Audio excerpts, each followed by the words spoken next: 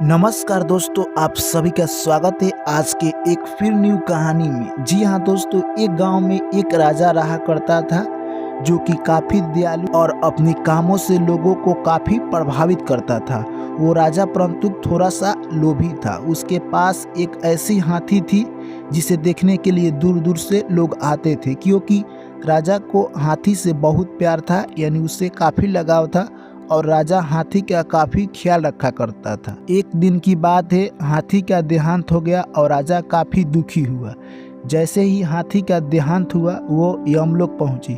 यमलोक में यमराज ने कहा अपने दूतों से कि जाओ उस हाथी का पूरा विवरण निकालो कि उसने आखिरकार पूरी ज़िंदगी में क्या क्या किया है। यमराज के दूत गए और हाथी का विवरण निकालने लगे। जैसे ही उन्होंने हाथी का विवरण देखा तो वो अचंभित रह गए। सोचे कि इस धरती पर इंसान सबसे बुद्धिमान जीव है, पर इस हाथी ने इतना उचित कार्य किया है कि इसमें कोई भी खराब कार्य दिखाई ही नहीं दे रहा है। यानी कोई अनुचित कार्य हाथी ने आज तक अपने जीवन में नहीं किया है। उन्होंने जाकर यमराज से यह अपना विचार प्रकट किया। यमराज बोले कि इनका विचार सर्वोत्तम है, हाथी को मेरे पास बुलाओ। हाथी को उनके पास बुलाया गया। जैसे ही हाथी उनके पास आई, यमराज बोले कि तुम बोलो, अब तुम अगले जीवन में किस रूप में जीना चाहती हो? तुम मानव में जाओगी या किस अलग जीव में जाओगी? तुम अपना विचार प्रकट करो। हाथी बोला कि मैं किस जीव में जाऊंगा, मैं आपको सोच कर बताता हूँ। हाथी बोला कि आप मुझे मानव में ना ही भेजे तो अच्छा होगा। यमराज बोले आखिर क्यों? मैं तो धरती पर सबसे अच्छा इंसान को ही समझता हूँ। तुम बोल रहे हो कि मैं मानव में ना ही भेजो तो अच्छा होगा। इतने में हाथी बोला कि इंसान बहुत ही चतुर चालाक है, आपको पता नहीं है कि इंसान कितना चालाक है। आपसे भी चालाक है।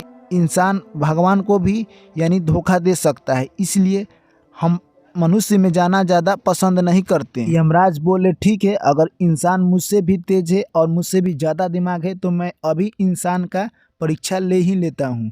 अगर उस परीक्षा में अगर तुम्हारा मालिक पास होता है तब तो मैं तुम्हें दूसरा जीव बना दूंगा, अगर नहीं पास होता है।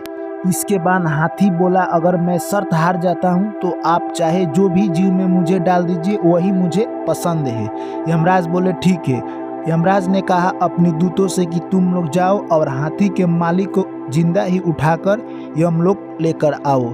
यमराज के 4 दूत यानी राजा को लेने के लिए चल दिए। जैसे ही वो पृथ्वी लोक पर आए तो देखे कि यानी राजा तो अभी घूम रहा है। उन्होंने सोचा कि जिंदा आदमी को हम लोग कैसे ले जा सकते हैं।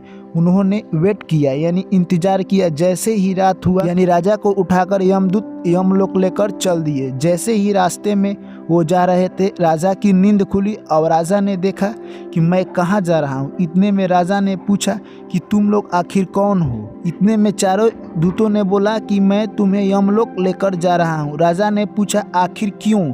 इतने में चारों यमदूतों ने बोला कि तुम्हें यमराज ने बुलाया है और तुम्हारी जो हाथी गई है वही बोली है कि जाकर हमारे राजा को लेकर आओ। तो राजा बोला आखिर हमें जिंदा क्यों ले जाते हैं? वहाँ तो लोग मरने के बाद जाते हैं। इतने में यमदूत बोले कि हमारे मालिक का हुक्म है कि तुम्हें जिंदा ही लेकर यमलोक आया जाए। जैसे ही राजा को रास्ते में लेकर यमदूत जा रहे थे, उतने ही देर में राजा के पास एक पेन और पन्ना था जिस पर राजा ने कुछ लिखा। और जैसे ही वो लोग पहुँचे यानी यमलोक में, राजा सबसे पहले यमराज के पास गए और जो लिखा था वो दे दिए। जैसे ही यमराज ने उस कागज को देखा कि उस पर क्या लिखा है, वो पढ़ते ही अपने सिंहासन से उतरकर राजा को सिंहासन पर बैठा दिया और वो खुद द्वारपाल बन गए। यह सब हाथी देखकर अचंभित था। हाथी सोच रहा था कि ये हमारे मालिक यहाँ पर भी आकर अपना चालाकी दिखा दिया। और राजा बोला कि आखिरकार मुझे यहाँ पर एक दिन न एक दिन आना ही होगा। क्यों ना मैं इसके नियम में बहुत सारा बदलाव कर दूं, जिससे जब भी मैं यहाँ पर आऊँगा मुझे कुछ सुख शांति यहाँ पर भी मिलेगी। राजा ने कहा आज से यानी यमलोक में कोई नर्क नहीं होगा। नर्क के दरवाज़ा बंद कर दो। जितने भी लोग नर्क में हैं सभी को स्वर्ग में भेज दो। राजा ने सभी नर्क के लोगों को स्वर्ग में भेज दिया। स्वर्ग में पूरा हाहाकार मच गया, यानी स्वर्ग में इतने लोग हो गए कि जो भी वहाँ पर यानी काम करने वाले व्यक्ति थे वो परेशान हो गए, क्योंकि वहाँ पर कोई कभी कॉफ़ी कभी चाय इसी तरह का कुछ न कुछ मांगता रहता। और यमराज यानी द्वारपाल पर रहकर द्वारपाल की रखवाली करते। ऐसा ही कुछ दिनों तक चलता रहा। इसके बाद सृष्टि में हाहाकार मच गया कि इस सृष्टि से नर्क लोक समाप्त हो गया, सिर्फ स्वर्ग लोक ही। अब जो भी व्यक्ति मरता सीधा स्वर्ग लोक जाता।